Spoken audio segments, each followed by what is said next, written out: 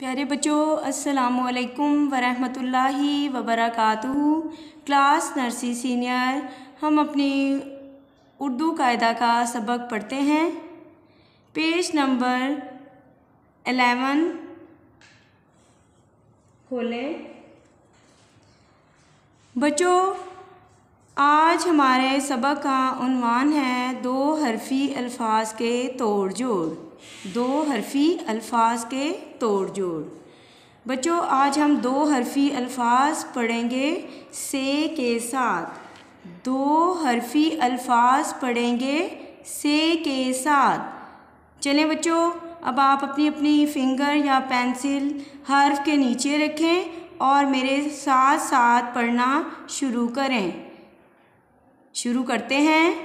से अलिफ, से अलिफ सा, से अलिफ, से अलिफ सा, से रे, से ज़बर रे सर, से रे, से ज़बर रे सर, से लाम, से लाम सल, से लाम, से लाम सल, से मीम, से ज़बर मीम सम, से मीम, से ज़बर मीम सम, से वाव, से ज़बर वाव सो,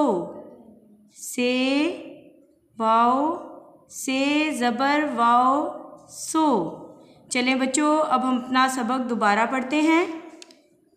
से अलिफ, से अलिफ सा, से अलिफ, से अलिफ सा, से रे, से ज़बर रे सर, से रे, से ज़बर रे सर, से लाम, से लाम सल, से लाम, से लाम सल, से मीम, से ज़बर मीम सम, से मीम, से ज़बर मीम सम, से वाव, से ज़बर वाव सो, से वाव, से ज़बर वाव सो।